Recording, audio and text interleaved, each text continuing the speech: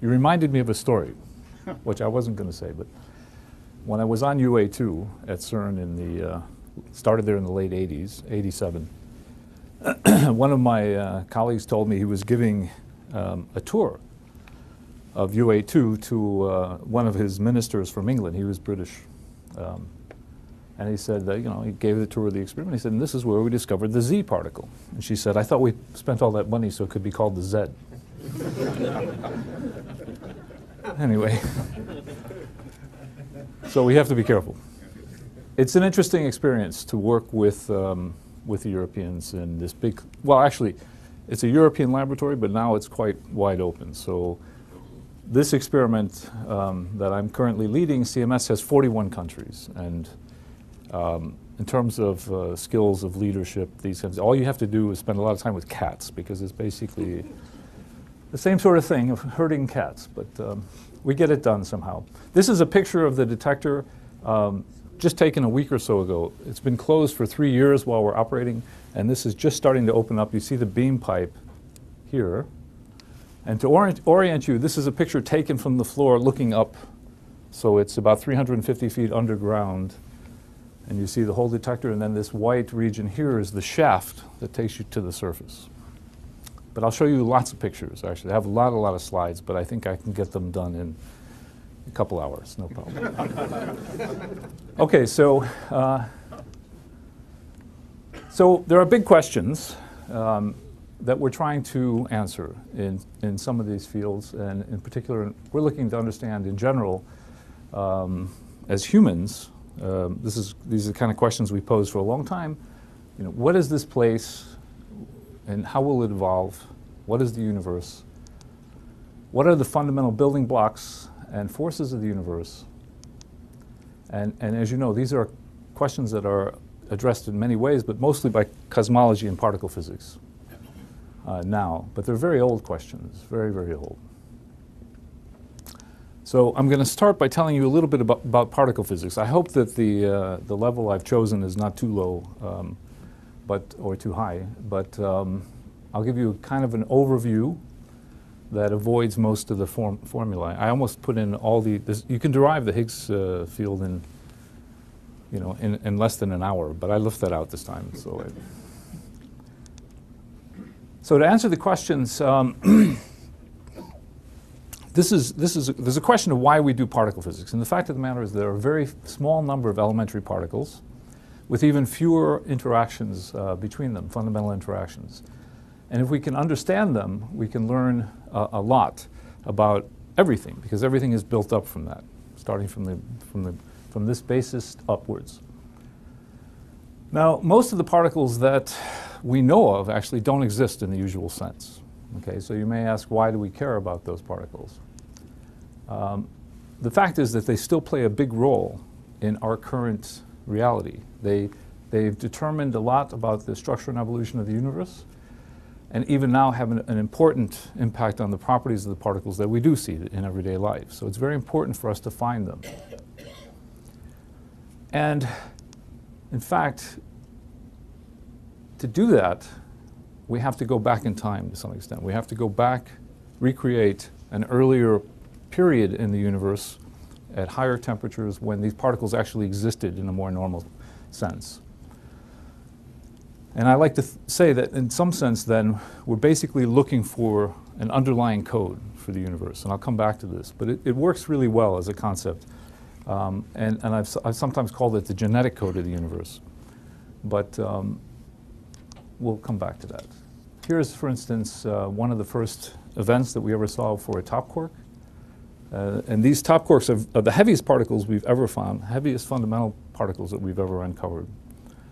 And they have not existed in nature in a real sense for a very long time, but they do impact still everything around us. And in fact, there's an interesting connection between these very massive top quarks, which weigh about as much as a tungsten atom.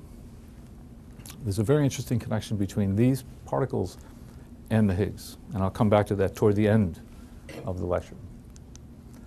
All right, so to get an idea of the scales that we're working with, actually you can see here, this scale, you work your way down to the nucleus, to an atom, it's about 10 to the minus 10 meters. The The nucleus is about 10 to the minus 14. The quarks are 10 to the minus 15 to 10 to the minus 18th meters. And actually, the energies we're at are probing about 10 to the minus 18th meters now. So energy, in fact, is related to length. The energy scales, to give you an idea, I'll talk a lot about TeVs or GeVs if you're not used to that. Electron volts, for instance, a very small fraction of electron volt is the typical energy of an air molecule or air atom in a room. Chemical reactions are a few eV. Nuclear reactions are millions. The rest energy of the proton is about 1 billion. That's 1 GeV. And each proton in the LHC beams that we're colliding are about 4 trillion electron volts. So that gives you some of the idea of the scales. You'll hear me talk about particles in GeV typically, or possibly TeV if I get to that. All right, I want to tell you that I'm going through the whole history of our field very quickly. And I want to tell you a bit about the Standard Model. So after a very long time, actually about 100 years, maybe longer, the combination of all the advances we've had in theoretical physics, together with discoveries of literally hundreds of subatomic particles, led to a very, very accurate description of all the phenomena we've seen in what we call the Standard Model of particle physics. And it created something of a new periodic table. And this is what it looks like. I remember once, well, it's very simple. There are very few particles involved, as I said before. Here you see the quarks and leptons, which are, in some sense, the particles of structure. These are half-integer spin particles. They obey the Pauli exclusion principle. You can't put them in the same state, so you can build things out of them. Now, these particles are the ones you normally see, and the others seem to be heavier copies. We don't understand exactly why there are heavier copies. Well, we have some reasons to understand, because they do impact everything that we know, but we don't know why they're unstable and don't exist in everyday life. We don't know why the masses are what they are. Then there are the force carriers, and the force carriers are bosons, so they have integer spin. In fact, they all spin 1 in this case. And these account for the interactions of the matter particles, for example, or even interactions among the bosons. And then there's one other one, which is the Higgs, which is central to this whole thing in that it gives mass to the particles that have mass. The only particles that don't have mass are over here, the photon and the gluon. And the photon, of course, carries the electromagnetic force. The gluon is the particle that carries the force in the nucleus or between quarks. This is one of the greatest achievements of 20th century science. There's no doubt about it. It took a lot of people, a lot of very creative thinking to come up with this. Okay, bosons. The idea came from Satyendra Nath Bose of India, who sent a paper to Einstein detailing how photons clump together. They want to be in the same state. So quite contrary to the Pauli exclusion principle for fermions, half-integer particles, bosons want to be together. And this is a very deep quantum mechanical effect and quantum statistics issue. And these are called bosons in honor of Bose. In fact, it kind of makes sense. All fields have energy quanta, okay? That's how you define a field. These are the carriers of the force. These are all bosons, as I said. All the fields are actually built up of bosons. And it makes sense because if you think about a field, somehow it has to act in a coherent way. You think about light and the wave properties of fields, or attraction of two bodies gravitationally. To me, at least, I think it makes sense that these have to be some coherent effects that are involved. All right, we'll come back to those. So in terms of the masses, here you can see, this is a logarithmic scale. Again, these are the particles we normally see. The up and down quarks make up protons and neutrons, which obviously make up nuclei, and together with electrons give you atoms. So this is all we really ever see. But there are these additional copies, okay, of these quarks and leptons that go to much, much higher mass. Again, this is a logarithmic scale. And you can see the difference between one top quark up here and the electron is enormous. The top quark is 344,000 times the mass of the electron. We don't know exactly why these different mass scales exist. There's one piece that was missing, and that was this Higgs that I told you about. And I'll tell you more about the theory of the Higgs a little bit before I get into the experiments. Okay. So what is this Higgs boson? Well, I'm going to be a little bit heretical, but I want to give you a kind of a general view of how I view what happened, actually. So while trying to come up with a fundamental theory of all of the particles' interactions, they hit a snag. What they found was that the force carriers, these bosons that I mentioned, these spin 1 particles, all had to be massless, have no mass at all. And the reason is that all of the theory was based on gauge field theory, the gauge principle. And if you remember from electromagnetism, you have this gauge freedom. But when you write down the equations in field theory, okay, this gauge freedom is lost as soon as you introduce a gauge particle with mass. The mass violates gauge invariance. So they had to be massless. And this was a big stumbling block. How do you get around this? And this is really brilliant. And it actually led us to start thinking about what is mass, right? Well, you can think of mass as just concentration of energy in a small space, okay? The photon field has to be able to expand to infinity. Particles are concentrated in space that have mass. So they had an ingenious idea, okay, basically, which was the following. Suppose there's a field filling the universe that interacts with some particles to concentrate their energy in space and impedes their speed to less than the speed of light. Then, to all intents and purposes, these particles have mass. So it's kind of a loophole. You don't change the rules. You just say, we're playing in a different field. No pun intended. So the basic rules do not change. It's the playing field that has changed. So our universe, in some sense, is different than we thought. It's not empty. It's got something in it. There's a very good analogy with superconductivity. If you take a superconductor and embed a photon in it, a closed superconductor, its field is cut off, its screen, its energy is concentrated. And if you write down the equations, you find it has an effective mass. It's the same basic concept. The photon is not massive. It's in a funny position. It's inside of a superconductor. So in some sense, we're living in something like a weak superconductor, our universe. That was the concept. So here's just a schematic, I forgot who I got this from, of a particle that's being kind of glommed up by the presence of this field. The Higgs is interacting with it. The Higgs field is represented by all these little white circles. And so it's impeded in its motion. It has to move at less than the speed of light, and it acquires mass.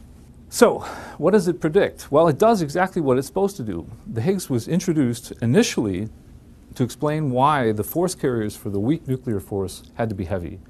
And they had to be heavy because we knew the force was short range. So it predicts, for instance, that there be Z and W particles that have fairly high masses. And in fact, the Z, if it exists, should decay to muons. You'd expect a peak at its mass, which is 91 GeV. So this is 95 times the proton mass, roughly speaking. You expect some background from non-Z decays. And this is what you see. It's very well matched. It's basically doing exactly what it was intended to do. This is why they introduced the Higgs concept in the beginning. So it works mathematically, but does the particle actually exist? Or was this just a nice trick to make it possible to get these kinds of predictions? Well, we'll find out. Last thing I wanted to mention is that there are very deep connections, and I've alluded to this before, there are very deep connections between the particles and how even the particles that don't exist in the normal sense. So I give you an example. The mass of the W particle actually, which is the other force carrier, the charged force carrier, the weak nuclear force, depends a lot on the mass of the top quark and a little bit on the mass of the Higgs. Okay? And the reason for that is that the W can virtually turn into a top and a bottom quark and then return to a W state. Okay? This is a Feynman diagram for that. Or it can radiate a Higgs particle and reabsorb it. Okay? These are funny things in a sense, but these processes in some sense happen all the time. We call these virtual particles, but you see they actually do have some relationship to the self-energy of these particles, the W.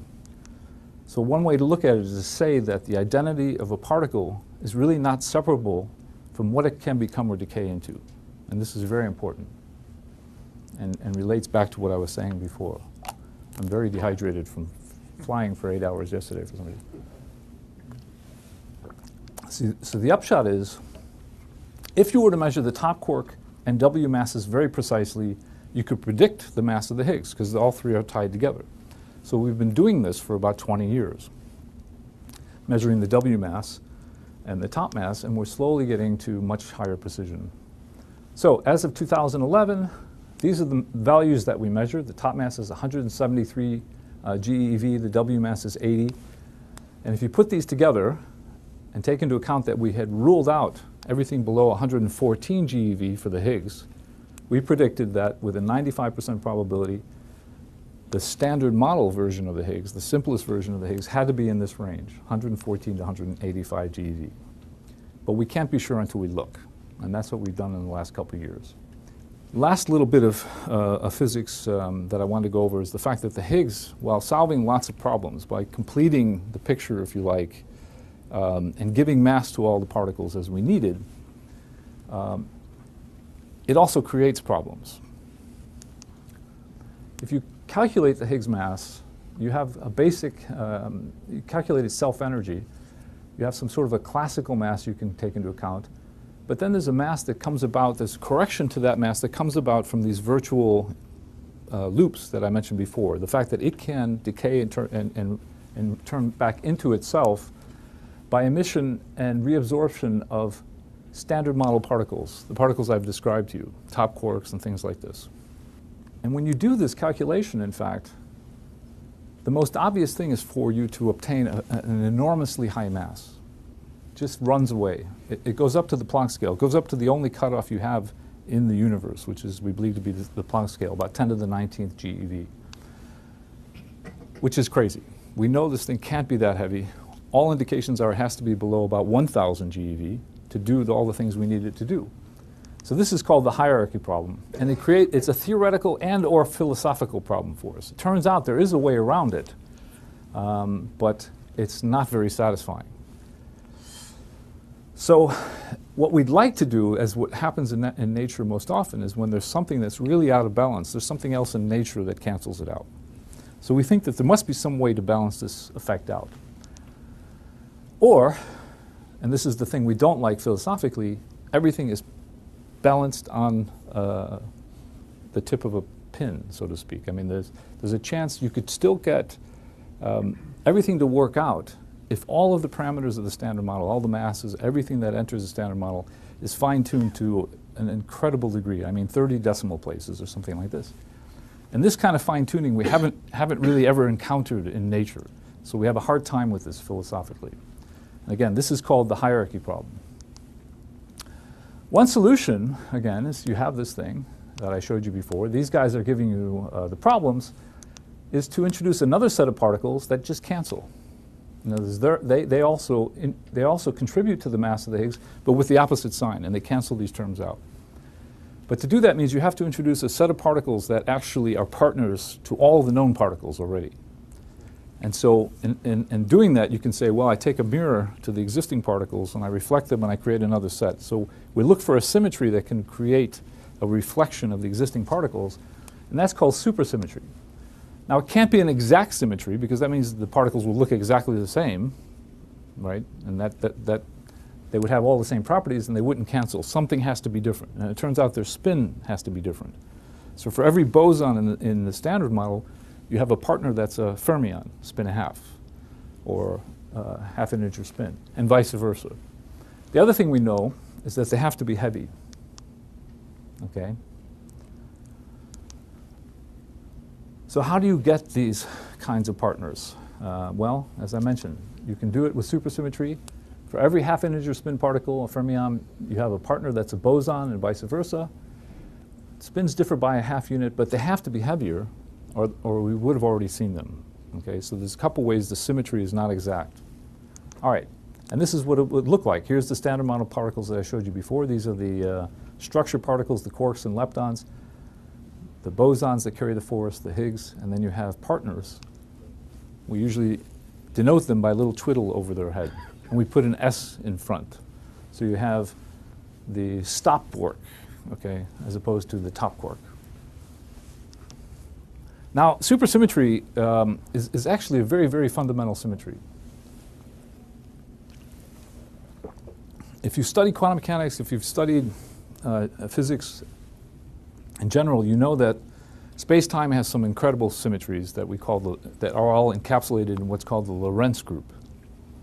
But you also know from quantum mechanics that spin and half-integer particles and integer particles also represent a very fundamental part of the story. And there's nothing else. There's no three-quarter particles or one-third. They're just half-integer or integer.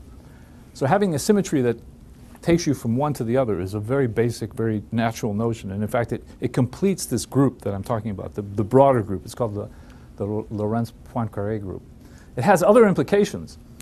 If you take the existing three forces that we deal with, we don't deal with gravity because it's too weak, but electromagnetism, the weak and strong nuclear forces, and you go back in time, which is going to much higher energies or higher temperatures, you find that the strengths of these forces actually converge, but they don't quite match. If you introduce supersymmetry, they match almost perfectly. And this, you might say, is, well, just a coincidence. But actually, it's really something that excites a lot of people. And I asked one of the brightest people I know, maybe one of the brightest people on the planet, if he found supersymmetry interesting, and he said yes, and this was the reason. Because we like simplicity, we're looking for simplicity, and we believe that it's possible that everything came from one meta force, so to speak. So we look at what we call, this is the grand unification scale. There's another thing, which is that SUSY models often predict a Higgs particle to exist. It's very much like the standard model Higgs, but it's less than 130 GeV. Keep that in mind. Now, there is a cosmological connection of supersymmetry to something else that we're trying to understand. And this is dark matter. And I think many of you know about this. It was observed a long time ago by a Swiss man named Zwicky, right? But Vera Rubin did a very extensive cataloging of something like 25,000 galaxies. You can look at the red and blue shift of stars in the plane of the galaxy and determine the velocities that they're moving at as you move out in radius. And if this is a very diffuse galaxy, as you get further and further from the core, things should be less and less connected and move slower and slower. So you'd expect a rotational curve that drops off like this. And instead, it kept rising, okay? So this was a bit of a shock. And what we believe is true now, and there's lots of other evidence for this, is that there's actually a big cloud of material that we can't see, that all the stars are embedded in, like raisins in a pudding, and this thing is rotating and it's pulling the stars with it. And we call this the dark matter, and we don't know what it is. We have some ideas, but really we don't know what it is. So let's talk a minute about the dark side. We know now, however, that the normal matter that we do see only represents about 5% of the energy of the universe. This has become understood on only the last decade or so.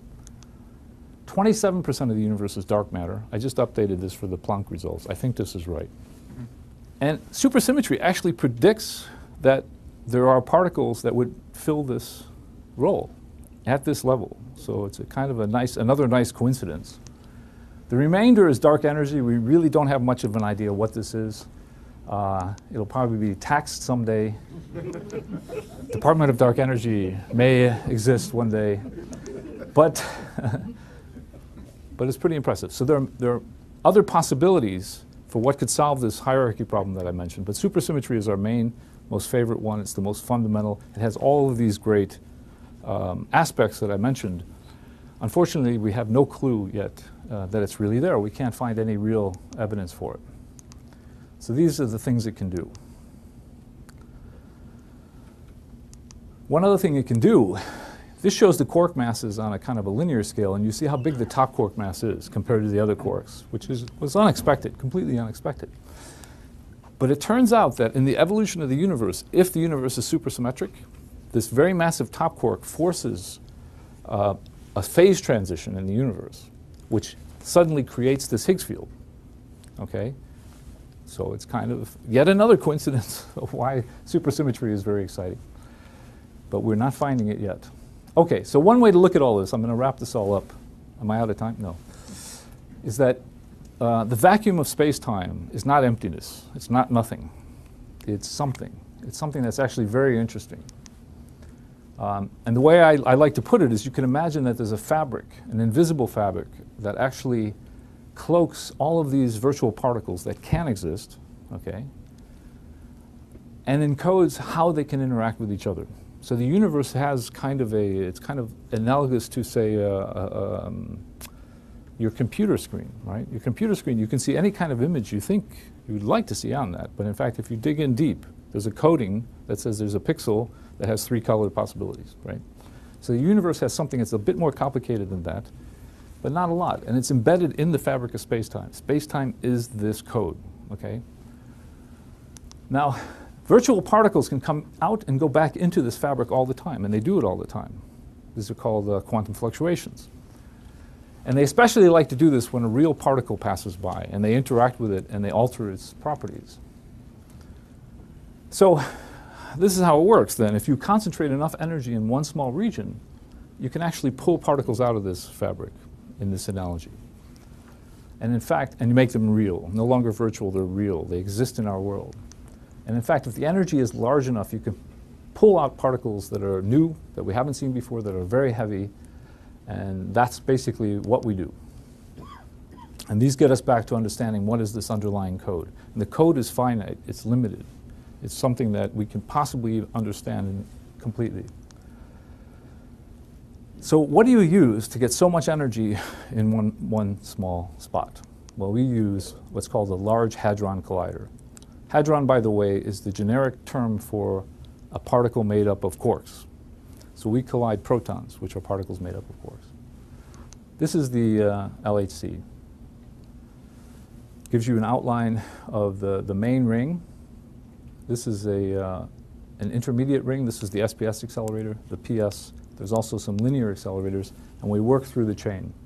I like to show this photo because it gives you a little bit of a size scale, sense of the scale. This is Mont Blanc over here. This is Lake Geneva. My house is right over there. And it took many, many years to paint those stripes. But this is the complex again. You have a linear accelerator that goes into the PS. The PS injects into the SPS, and then the SPS into the LHC. And the reason you have this is because accelerators, circular accelerators in particular, the magnets determine how much energy the particles can have because you have to hold them on track. It's kind of like a race car going around a track, but you have the ability to increase the banking. Okay? So they can go faster and faster and faster until you reach the point where you can't increase the banking anymore. And then you switch them to a bigger track, and you go through the same thing. So you gain about a factor of 10 or 20 in each step. And you can see the beams that are injected in this direction and beams in this direction, and they collide various places. So the LHC is an interesting place. It's 27 kilometers long. The air pressure is lower than on the moon. The magnets are cooled by 100 tons of superfluid helium. So it's colder than outer space. In fact, it's the largest cryogenic system in the world. And it's like Swiss chocolate. The magnets have a huge store of energy.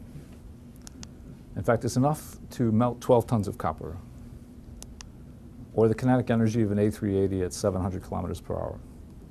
But if you look at the beams, how much energy do the beams have? Well, it's equivalent to 90 kilograms of TNT, or 15 kilograms of chocolate. So now you know chocolate has more calories than TNT. Definitely tastes better. It's a double accelerator. There are actually 2 beam lines using a single dipole field structure. The tunnel is 3 meters in diameter, 27 kilometers long, 1 billion kilograms had to be excavated. The beams, these are important numbers for right now at least. We have about 1.5, I'm sorry, this is right. About 150 billion protons in each bunch. And there are about 1,400 bunches. They can go to 2,800 if they reduce the spacing from 50 nanoseconds to 25 nanoseconds. And remember that the speed of light is 1 foot per nanosecond. So the bunches are separated by 50 feet here and 25 feet here.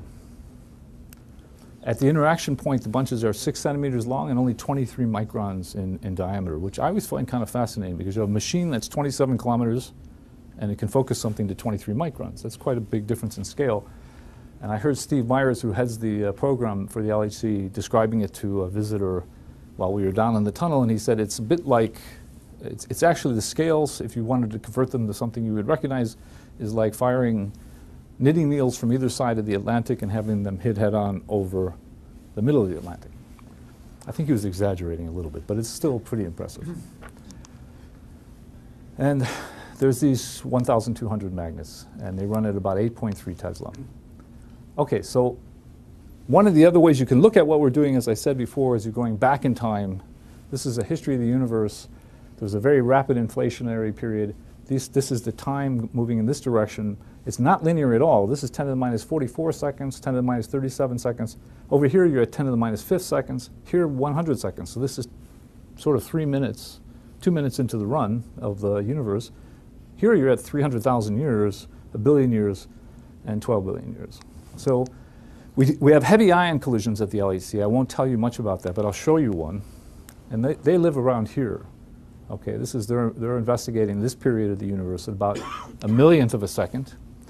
And the proton-proton collisions are around here at about 1 picosecond or 1/1,000,000,000th of a second after the Big Bang. So we're studying stuff that happened very shortly after the initial Big Bang. So let me move on to the experiments. Here's the ring again. You get another good sense of how big it is. This is the Geneva airport, to give you a sense of scale.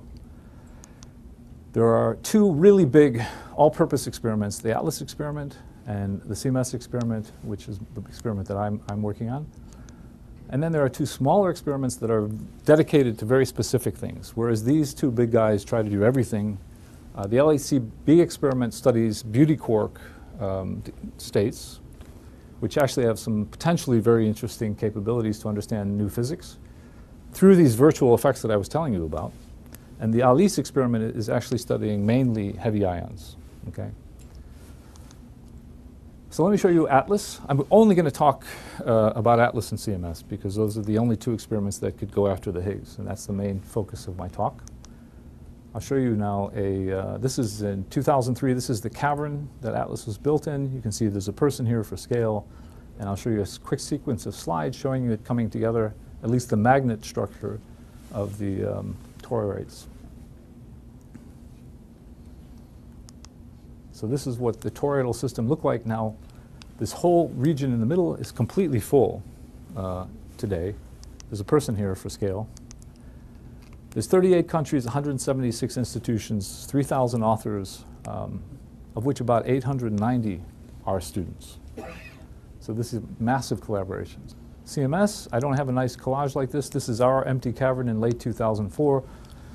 Our experimental cavern, we're at a part of the ring, actually, that goes underneath the moraine, which is rising up to the Jura Mountains. And a lot of water comes down and runs through this moraine. It's just muck, okay?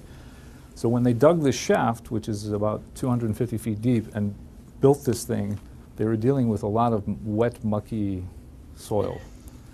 And so what they did actually was they froze it all with liquid nitrogen to excavate. And so we didn't get our cavern until quite late. And that meant we had to do most of the construction on the surface and lower the detector.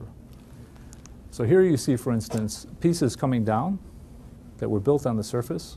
This is the main piece with the solenoidal magnet. This is 4 million pounds.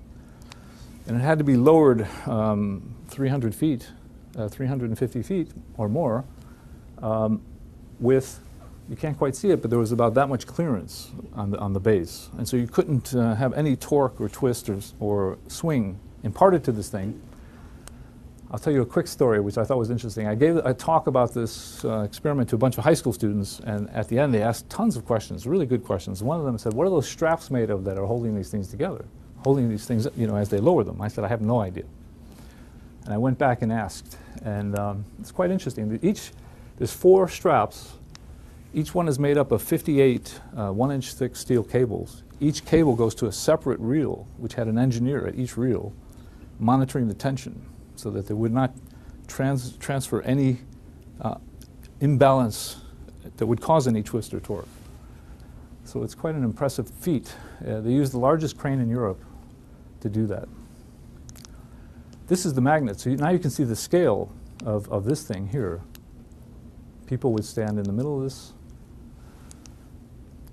It's the most powerful superconducting solenoid ever built. It's 4 Tesla.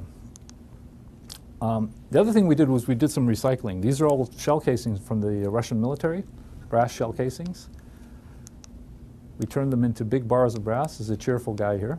And then we use those to make our calorimeter, the part of the detector that measures the energy of hadronic particles. I wanted to show you some of the services.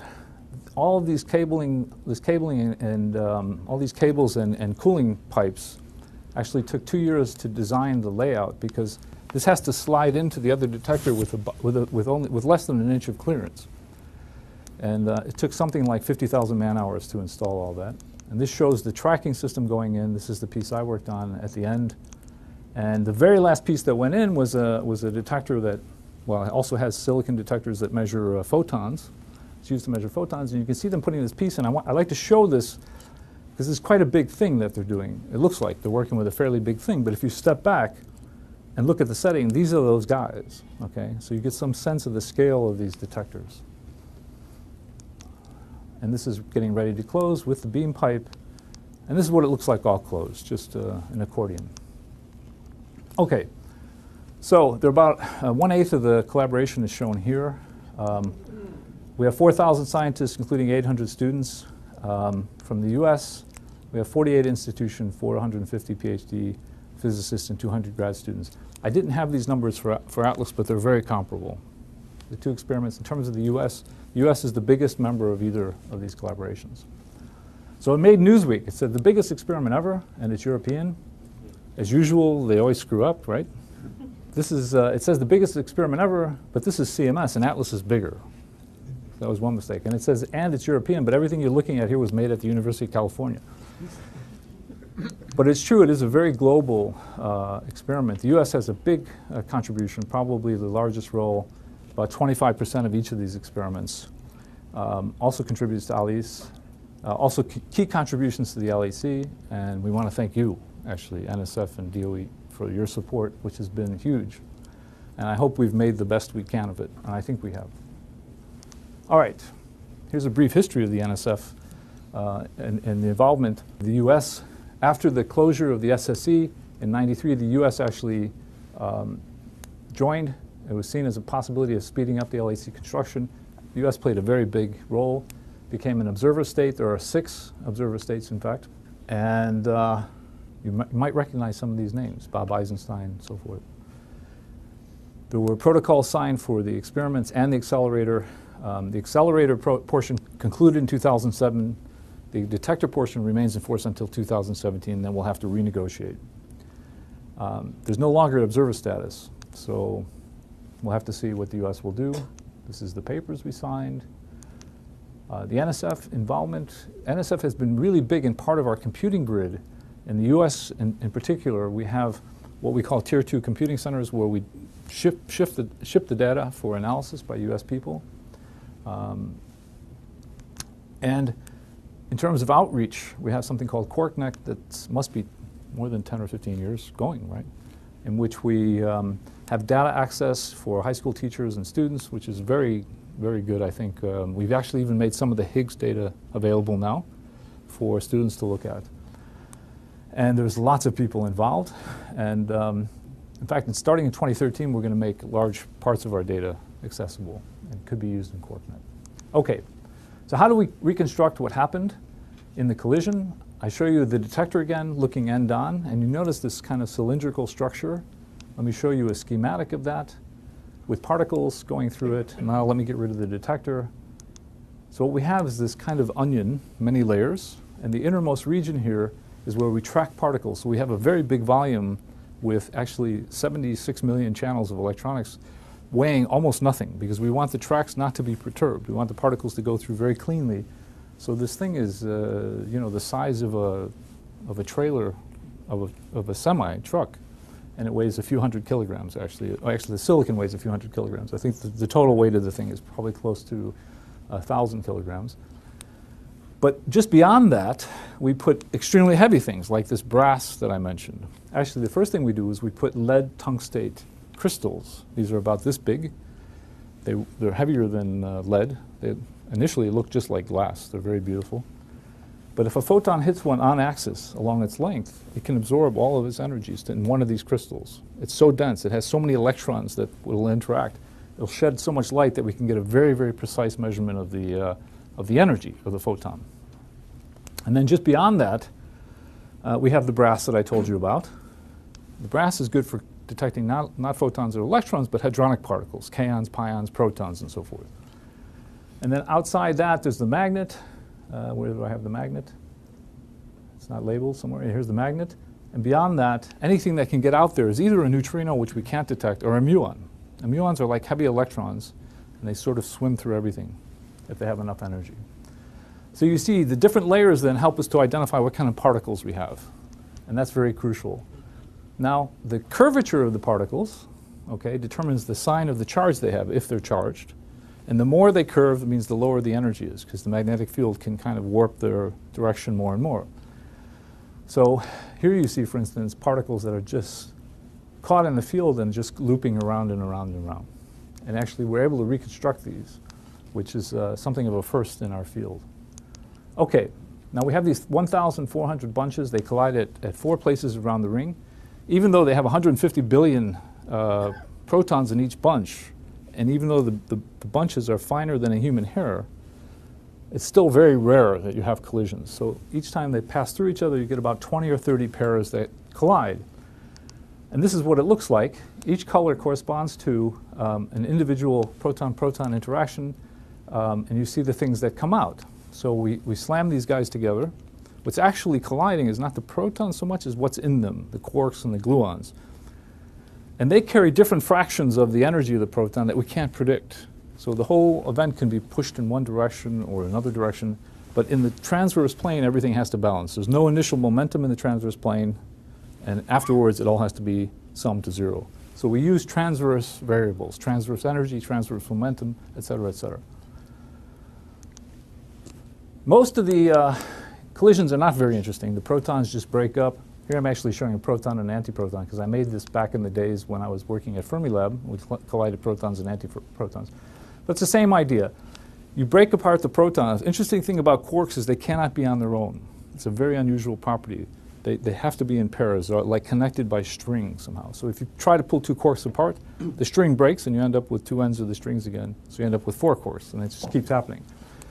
So you basically can imagine these U and D quarks here colliding with these U bar and D bar quarks, antiquarks from the antiproton, and they break apart and pair up and generate some new things like S and an S bar, and you get a bunch of hadronic particles like that. These are very uninteresting events for us. We know a lot about these. What we look for is very hard collisions between quarks and antiquarks. And when that happens, you can produce a very energetic gluon, for example, that can decay to 2 top quarks. Remember, the top quarks are super heavy.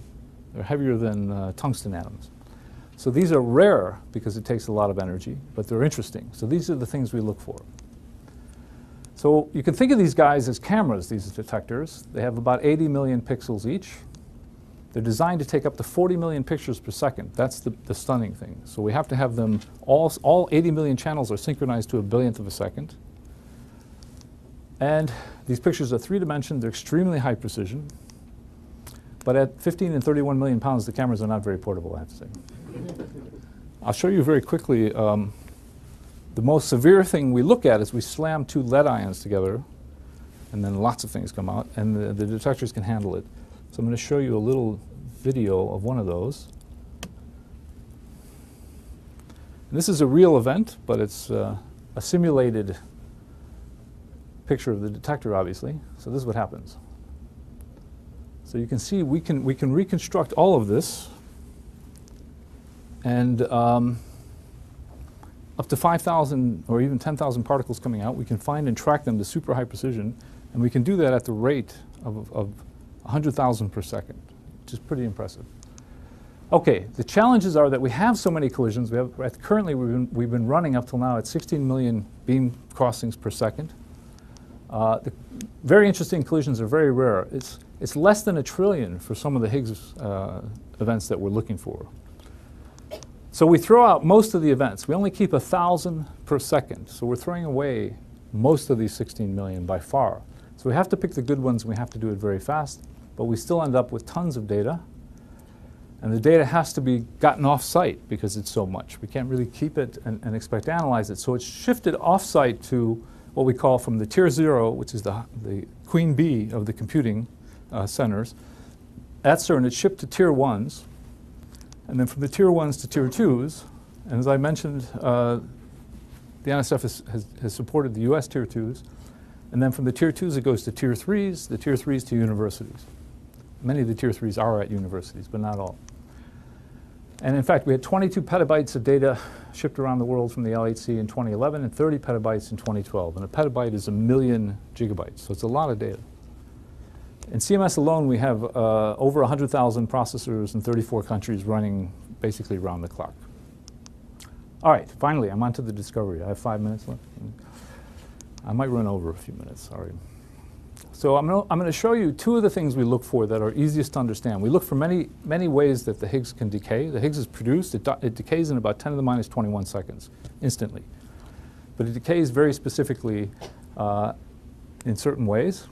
So here's some very old simulation data that we had from before we started running. And one of the ways we look is for the Higgs to decay to 2 photons. Okay? Now, the Higgs couples only to particles with mass. So you can ask yourself, how could it decay to 2 photons? That's a tricky one. Actually, what happens is you have 2 top quarks produced, a top and an anti-top quark produced in the interaction. They fuse together. They're very, very heavy. They love to talk to the Higgs, and they then generate a Higgs. So it's a fairly rare process. But if you have really good energy resolution, you could find this process because it'll produce a very narrow peak. And that narrow peak will exist on top of a very large background. The other thing we can look for is the Higgs decaying to 2 Z particles, each decaying to electrons or muons. And that produces a very nice peak with very low background, but it's so rare that you have to wait a long time to see it. This is one of our events from CMS showing 2 photons. You can see all the debris from the protons breaking up and all the other interactions. Not very interesting, just thrown forward, lots of low energy stuff. Suddenly these 2 big spikes, they correspond to 2 photons. Really high energy, very well balanced. And it balances out to about 126 GeV. And in fact, when we collected lots and lots of data, we found that little peak there at about 125, just above all the background, very large background, there's a bump. And it's quite a significant bump, actually. There's about a few hundred extra events, all about 125. And you can ask, how many collisions did it take for us to collect these? It was actually a lot. So it's a very rare process we're trying to find. Atlas saw a very similar thing at the same point. Okay? So this was starting to corroborate something's really going on. This is the data that we presented on July 4th. There's a possibility of the 2 Z's that I mentioned going to electrons or muons, or all electrons, or all muons. And here's an event where you see 2 electrons, all 4 electrons, I'm sorry, but there's 2 different colors corresponding to 2 different Z's that are reconstructed, also at about 126 GeV. And in fact, when you look at all of the mass, all sets of 4 electrons, 4 muons, or 2 electrons plus 2 muons, and reconstruct them as Z's and try to reconstruct those into a single mass particle, the standard model predicts this red junk background here.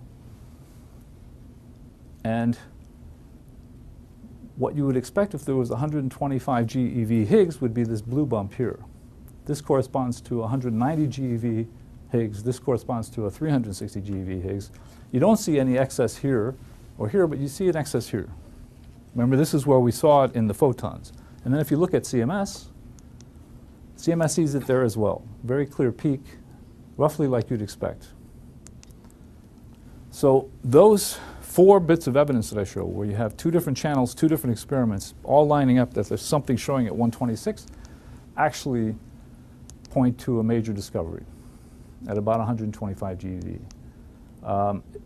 We did a very detailed analysis of everything, made sure that there was nothing else that could explain this, and in fact all the results are consistent with what we expected for a Higgs, and the significance is actually very significant, very high. It's at the level required for a discovery, and so we announced it on July 4th to simultaneously actually to CERN and to a conference at Melbourne. And it was, I was fortunate enough to be one of the first person to present. Fabiola Gianotti of Atlas also presented the results. I just want to mention, you know, scientists are generally very subdued. It takes very much, they're not usually very excitable or anything. You don't see them at sports games going, you know. But for this, it was like a sports event. They're up there going, oh, these guys with gray hair and beards. It was an interesting experience. And it made world news. I have to say, this was a big shock to me. I thought a few thousand people would know about it, but it kind of got all over the world. I like some of these things. Hawking lost a $100 bet, by the way. And then it turned out that it actually, clips of this event reached over 1 billion people worldwide. So somehow this was big news. And it's kind of interesting. I think it was such a deep, it's such a deep kind of profound discovery, and it was so involved, and it involved such big experiments and so forth, that people realized it was a big deal. I'm not sure people all understand what it's about. But it's surprising how much they do. I get in conversations with people all the time, and they often know a lot of things, quite a lot about it. All right, so I'm going to show you very quickly the new results that we have. They are very fresh. This is March. They were presented either around March 5th or March 14th. So they're very fresh results, using about 2.5 times as much data as were used for the discovery. At the time of the discovery, we did not call it a Higgs. We wanted to be careful. We knew we had something that was significant. We still wanted to make sure it held together with more data and that its properties were as expected. I should say that some of the properties that we saw there, in particular the decays to 2 photons, there were too many of them. Both experiments saw about 60 or 70% more than you would expect for a Higgs. So we were a bit nervous about it then, and we're very conservative by nature, so we wanted to wait. But these new results are really nice. Here's an event. There's 24 proton-proton pairs interacting, and these white lines correspond to electrons and muons, which reconstruct again to around 126 GeV. So I'm going to show you the CMS new results. Now we have a peak that's gotten much, much bigger, as you can see. And in fact, the statistical significance is shown here in standard deviations. This is the probability, if you like. You see, it's a negative. I mean, it's going very small. It's a very small probability. Is the probability that the backgrounds could fluctuate to produce this peak. So you see we're at about 10 to the minus 11. We're still not totally sure. No, I'm kidding. At this point, we have to say we're pretty sure, right? It's very, and this dashed line shows you what would have been expected as a function of the mass. So these two should touch or come close. So we predict with the standard model 7.2 standard deviations. We see 6.7, which means the strength of the signal is 91% of what's expected, but you can see the uncertainties are 30% or so. Here I'll show you for fun what it looks like as it came in, because these events took 2 full years of running to collect. So is it working? Oops, that was the, oops, no, I think I might have to do it here. And so you saw all along this red curve was showing what you'd expect if there was 125 GeV Higgs. And it's kind of fun to see that the dead is always catching up to it somehow, you see? It just keeps filling in. Boom, it's gone, sorry. I have to slow it down. That's 2 years of running. All right, this is a ZZ event going to electrons and muons. You see the electrons here in green, muons out here in red. These are the lines. One thing we looked at, this is a bit technical, but we want to make sure that if it's a Higgs particle, do any of you play baseball? Ever played baseball? You know what a knuckleball is? I thought that was a great line from the New York Times. The Higgs is the only particle with no spin. It's the knuckleball of the subatomic world. It has no spin at all. And it has positive parity, which means that its interactions should look the same in a mirror. Could be that they flip, which would be negative parity. So we checked to see if if it could have negative parity. And we compared negative parity to positive parity, and we ruled it out in 99.9%. We looked at higher dimensional spinless positive parity models, ruled those out. We looked at spin 1. It really can't be spin 1 because it decays to photons. But we looked at some very exotic spin 1 particles. We ruled those out at 99.9%. There's a possibility they could be spin 2. We ruled those out at 99%. So the thing really looks like spin 0. This isn't a definitive study. There are many, many other models we can check, but all indications are this is a spin 0 particle with positive parity. And that's important. Now, one thing that happened that was interesting, and it shows you why it's good to have a 5 standard deviation requirement for discovery. In CMS, we went to 2.5 times the data. Now, I can show you this. This is what we get for the probability of what we see in the 2 photons being with 2.5 times the data. This is the probability of it being background. It's only a bit more than 3 standard deviations. On July 4th, it was more than 4 standard deviations. So even though we've more than doubled the data, the signal has gone down. And in fact, the 2012 data is just here. So having this 5 standard deviation requirement is good because your data can fluctuate. You could get more data. Things could move around. You want to make sure that it's at a level where things are going to be still there. On the other hand, remember I told you we had more photons than we expected. And what's happened is it's regressed to closer to what you'd expect. You'd expect 4.2 standard deviations. We see 3.2. In another simultaneous analysis, we expect 3.5 standard deviations. We see 3.9. So it's come down close to what's expected. And then we measure the mass. And in the photons, we get 125.4 with these uncertainties. And in the Z's, we get 125.8 with these uncertainties. They're very well matched. So it looks like the same particle. But we need more data. The other thing, I didn't go into this. I told you that the Higgs was primarily designed to give masses to the W and Z's, but it's also used in the standard model to give masses to the fermions. But we've had no strong indication that it does so. This is a look at Higgs decaying to 2 taus. These are very heavy electrons, if you like. And we see something like a 3 standard deviation excess right here. And in fact, we can calculate a mass from the data. We see a very nice kind of parabola that you'd expect. It's a little bit low, about 120, but this green band shows you where you'd expect it to sit, and it's quite consistent with the other ones. So this is like the first strong indication that we have that the Higgs, this particle is decaying to fermions. This is just a summary of everything. This dashed line here shows you what you'd expect in 5 different channels if it were standard model Higgs, and you can see all the data seems to be quite close.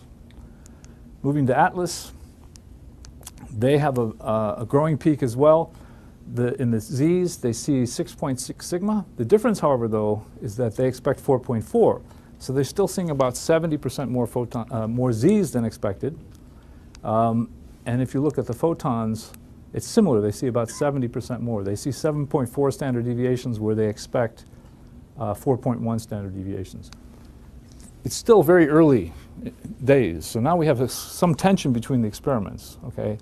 One is saying about what's expected for the standard model. One is saying what's something that's high. In fact, this measurement is about 2.3 standard deviations above standard model expectation, but it's still early in the game. We need a lot more data to see things. I'm sure this is just a statistical fluctuation, or we have a statistical fluctuation, but with 10 times the data, things will become clear.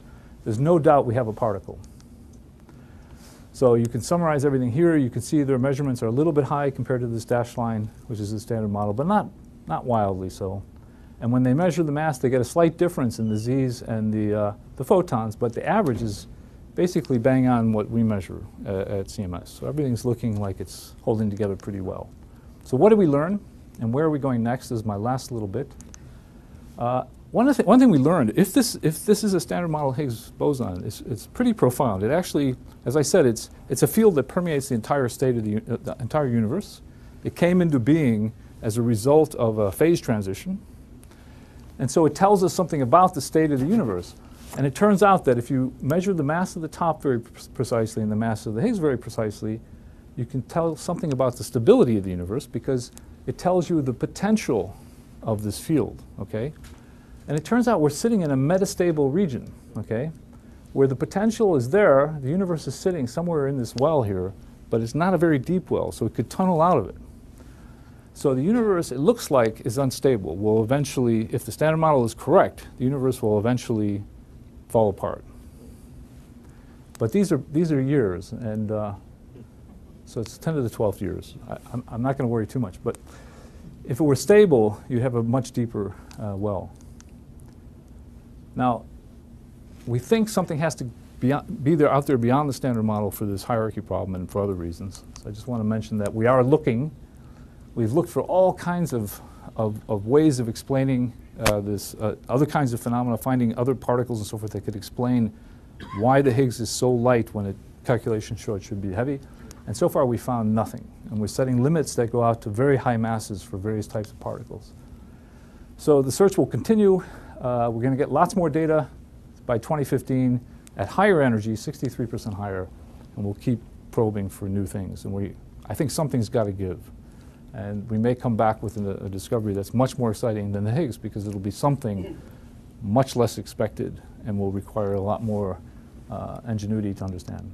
Okay, so to summarize, it's been 48 years since this idea of a Higgs has been hatched. It took us 20 years to design and build the experiments. This is the discovery, cover of the discovery paper. It's the first time Physics Letters B ever had a picture on its cover. It took 3 years to acquire the data, a generation of work by thousands, and all they got was this lousy T-shirt. Well, not entirely true. It was really quite a giant leap for science. And as Newton said, what we know is a droplet, what we don't know is an ocean.